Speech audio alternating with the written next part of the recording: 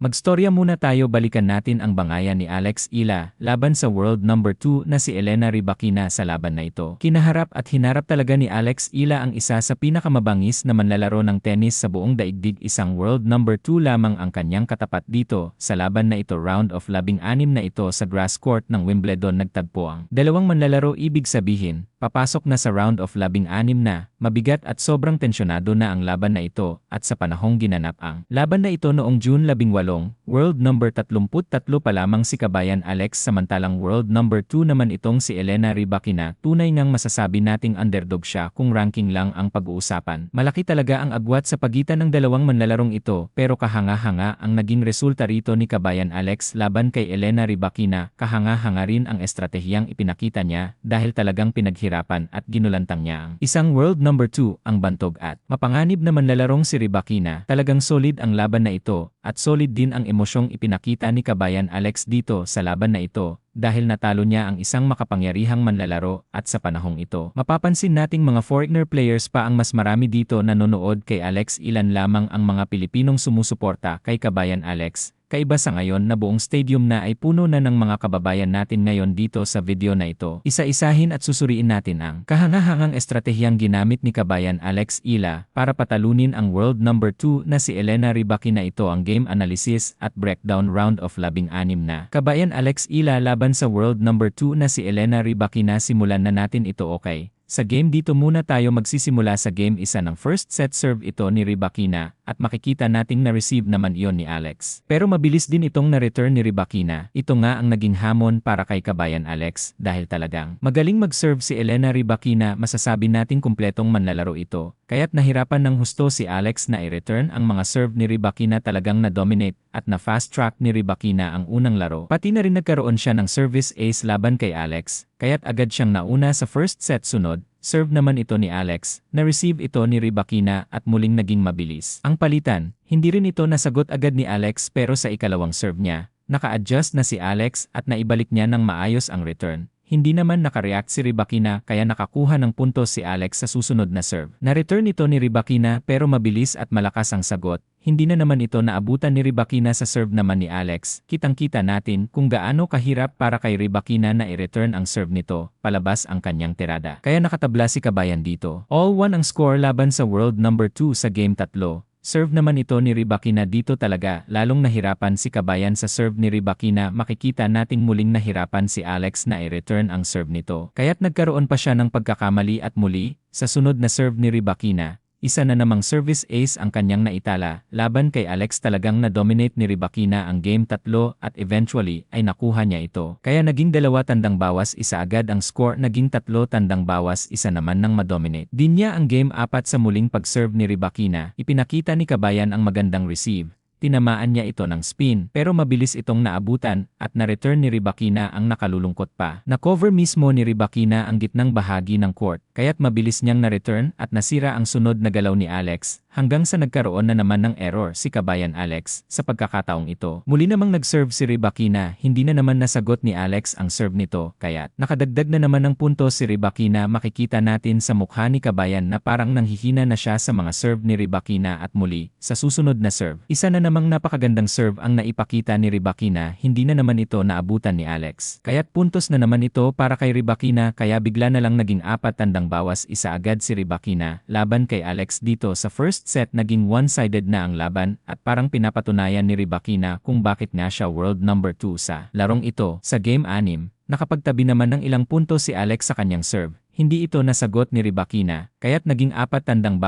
ang score. Sunod, game 7. At muli, hindi na naman nasagot ni Kabayan Alex ang serve ni Rybakina. Hanggang sa dumating sila sa deuce dito sa game 7. Naging deuce ang score serve ni Rybakina. At makikita nating matagumpay na nasagot ni Alex ang serve na ito. Sa kanyang sunod na palo sa gilid, hindi na naabutan ni Rybakina kaya't advantage na si Alex. Muling nag-serve si Rybakina. At muli ring ipinakita ni Alex ang magandang receive kahit nahihirapan hanggang sa naisahan niya na naman si Rybakina. Kaya't nakuha niya ang game 7 ng first set. 4-3 na ang score sa game 8. Sa serve naman ni Kabayan Alex, makikita nating nakadagdag siya ng puntos laban kay Rybakina. Dahil sa unforced error nito kaya't naging 4-4 ang score. at nakahabol na si Kabayan. Dito sa set, mabilis na nakatabla laban sa world number 2 sunod, ang mahalagang game siyam. Patungo na sa tiebreaker nag-serve muli si Rybakina, at ito talaga ang naging problema ni Alex na receive niya ang ilan. Pero sa karamihan ng serve ni Rybakina ay nahihirapan siya, kaya't nakadagdag na naman ng puntos si Rybakina. Pero sa mga pagkakataong na-receive ni Alex ang mga serve ni Rybakina, nagkakaroon din naman ito ng error. Kaya't nakakapantay si Alex sa isa pang pagkakataon na receive na naman ni Alex ang serve ni Rybakina at muli, nagkaroon ito ng error pero sa susunod na pagtatangka, nagkaroon sila ng maikling rally hanggang sa naisahan ni Rybakina si Alex gamit ang matalinong downward na palo sunod sa serve ni Rybakina. Muli niyang naisahan si Alex kaya't naging 5-4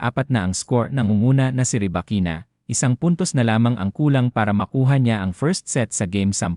Serve naman ito ni Kabayan Alex. At makikita natin sa kanyang serve na na-receive ito ni Rybakina. Pero tumama sa net ang tirada nito bago pumasok sa court. Kaya't puntos ito para kay Alex muli, serve ni Alex, at na-receive uli ito ni Rybakina. Nangyari dito, nang bumigay si Alex sa gilid gamit ang kanyang taktika. Nagkaroon ng error si Rybakina, kaya't nakakuha na naman ng puntos si Alex dito sa game 10 sunod. Sa serve ni Alex, muli siyang nakadagdag ng score laban kay Rybakina. Hindi nasagot ni Rybakina ang serve na ito. Kaya't naging 5-5 na ang score dito sa game 10.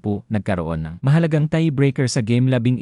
Delikado dahil serve ito ni Rybakina. Pero napakagandang adjustment ang naipakita ni Alex dahil nasagot niya ang mga serve nito. At siya pa nga ang umatake. Hindi na naabutan ni Rybakina muli. Na-receive ulit ni Alex ang serve. At nagkaroon ng rally sa pagitan ng dalawa, kung saan kinontrol ni Rybakina ang gitnang bahagi ng court pero patuloy pa rin lumaban si Alex sa huli. Nagkaroon ng bentahe si Rybakina dito sa gitna, kaya't siya ang nakakuha ng puntos sunod. Isa na namang magandang receive ang ipinakita ni Alex, walang puwang para sa pagkakamali sa mga serve ni Rybakina. Isa na namang puntos ang nakuha ni Alex sa muling serve ni Rybakina. Isa na namang magandang receive ang naipakita sa pagkakataong ito. Si Alex mismo ang kumontrol sa gitna. Siya ang nagkaroon ng bentahe. Kaya't nagkaroon ng error si Rybakina serve ni Rybakina na receive ito ni Alex at sa pag-atake ni Rybakina, muli siyang nagkamali kaya't nakuha ni Alex ang 6-5 lead laban kay Rybakina sa game 12.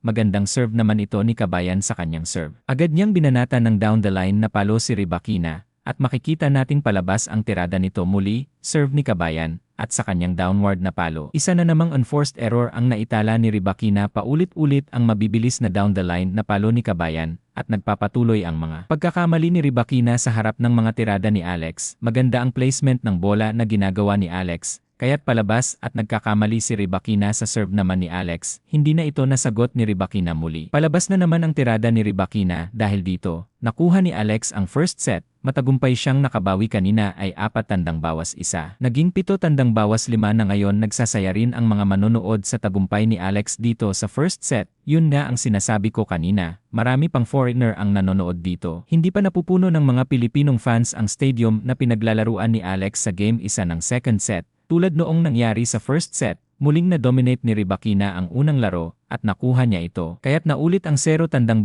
na score sunod, serve ni Alex. At makikita nating nahirapan si Rybakina na abutin ang serve, pero nasagot pa rin niya ito. Ang nangyari, binanatan ni Alex ang cross-court patungo sa gilid, kung saan hindi na naabutan ni Rybakina, palabas ang kanyang tirada sa muling serve ni Alex sa parehong bahagi. Ulit hindi na ito nasagot ni Rybakina. Palabas na naman ang kanyang palo sa sunod na serve ni Alex. Makikita nating out of position si Rybakina sa kanyang receive. Talagang nahirapan siya sa mga serve ni Alex, kaya't mabilis na gumamit si Alex ng underspin, isang drop shot sa gitna, at agad siyang nakakuha ng puntos laban kay Rybakina. Kaya't naging 1-1 ang score dito sa second set sa game 3. Muling nag-serve si Rybakina at na-receive uli ito ni Alex. Magandang adjustment talaga. Nagkaroon pa nga ng error si Rybakina pero hindi rin palaging matagumpay si Alex sa pag-receive. Nagkaroon din siya ng sariling pagkakamali muli, serve ni Rybakina, at nagkaroon sila ng rally, napakagandang rally, hanggang sa magpunta sila sa center court pero naisahan ni Alex si Rybakina, lalo na sa kanang bahagi kung saan hindi na ito nakareact at kamalasan din para kay Rybakina. Nagkaroon siya ng double fault sa sunod na serve ni Rybakina. Makikita nating binanatan siya ni Alex ng 2 cross-court na tirada sa gilid, hanggang sa muli itong nagkamali, palabas na naman ang kanyang tirada dahil dito. Nakuha ni Alex ang kalamangan, 2-1 na ang score dito. Sa second set sunod, game 4 ng second set, 2-2 pa rin ang score, serve ito ni Alex, at nagkaroon ng rally ang dalawang manlalaro, nagpalitan sila ng mga down the line na palo ng tuwiran sa isa't isa. Pero si Rybakina talaga ang mas malakas kapag umaabot sila sa rally, kaya naman puntos na naman ito para kay Alex. Muling ipinakita ni Alex ang husay dahil pagkatapos niyang mag-serve, agad siyang nagpalo ng cross-court patungo sa gilid. Sinundan pa ng downward na tirada, nagkaroon uli ng rally, at sa huli, si Rybakina ang nagkamali sa mahabang palitan ng mga palo at ang kakaiba pa nito, agad-agad ay palabas na kaagad ang tirada ni Rybakina kahit bago pa lang mag-serve si Alex. Nagkaroon ng error si Rybakina, dalawang magkasunod na serve ni Alex. Dalawang beses ding nagkamali si Rybakina kaya't naging 3-1 na si Alex. May bentahe siya ngayon dito sa second set. Fast forward, naging 3-2 ang score matapos makakuha ng puntos si Rybakina sa serve naman ni Alex. Agad na naman nagkaroon ng error si Rybakina sa kanyang tirada at naisahan pa siya ni Alex sa serve na ito. Sa sunod na serve ni Alex, makikita nating talagang nahihirapan si Rybakina na sagutin at ibalik ang mga tirada nito. Dahil sa puntos na yan, muling nangunguna si Alex. 4-2 na ang score. Mga tropa, 2 puntos na lamang ang kailangan ni Alex para makuha ang panalo sa round of 16 na laban sa world number 2 sa game 7. Na-dominate naman ni Rybakina si Alex, pero malaking factor talaga ang mga serve nito. Iyon din ang naging problema ni Alex, kaya't patuloy na lumaban si Rybakina hanggang sa naging 4-3 ang score dito sa second set. Sa game siyam, si Alex naman ang nag-serve. Agad niyang binanatan ang bola gamit ang tamang placement patungo sa gilid at pinaghabol niya si Rybakina sa rally na ito. Sa huli, muling nagkaroon ng error si Rybakina sa mahabang palitan. Dito makikita natin ang diskarte ni Alex, ang tamang paglalagay ng bola sa kaliwa at kanan na talagang nagpapahirap at nagpapahabol sa kanyang kalaban. Hindi nakaligtas si Rybakina sa paboritong taktika na ito ni Alex at patuloy niya itong ginamit, binabanat sa kaliwa, dinadala kaagad sa kanan. Hanggang sa muling nagkamali si Rybakina sa sunod na serve ni Alex, hindi na rin ito maayos na na-return ni Rybakina dahil sa puntos na ito. Nakuha ni Alex ang game 8. Naging 5-3 na ang score, 1 puntos na lamang ang kailangan ni Alex para makuha ang panalo. Fast forward, nakakuha ng 1 puntos si Rybakina. Kaya't naging 5-4 ang score sa muling serve ni Alex. Makikita nating hindi na naman ito nasagot ni Rybakina. Naging major factor talaga ang mga serve ni Alex dito. Nagpalitan sila ng magagandang serve. Pero sa second set na ito, tunay na lumamang si Alex. Mayroon pang ang malupit na service ace si Kabayan laban kay Elena Rybakina. Sa muling serve ni Alex, na-receive ito ni Rybakina at nagkaroon sila ng rally, mga down the line na palo ng tuwiran patungo sa isa't isa. Pero muling napahiya si Rybakina hanggang sa sumuko na siya sa rally na ito. Sa serve ni Alex patungong gilid, na-receive ito ni Rybakina pero agad itong binanatan ni Alex ng cross-court na tirada. Hindi na ito naabutan ni Rybakina dahil dito, nakuha ni Alex ang match point. Panalo siya laban kay Rybakina. Nakuha niya ang 2 set at makikita natin ang matinding saya at kaligayahan ni Kabayan sa tagumpay niyang ito laban sa world number 2. Take note, napakalupit ni Elena Rybakina pero natalo pa rin siya ni Alex Ila. What a great win ang naabot ni Alex laban sa world number 2 dahil dito, sumulong pa siya hanggang sa nalabanan niya si Elise Mertens. At nanalo rin siya roon pero sa semifinals, doon siya natigil. Matapos matalo ni Linda Noskov, hindi na nakasulong pa si Alex mula roon. Ngayon mga tropa, ano ang masasabi ninyo sa performance na ito ni Alex? Matapos niyang talunin ang world number 2 ng WNBA, ay share ninyo ang inyong opinion sa comment section sa baba. Mag-usap tayo dyan.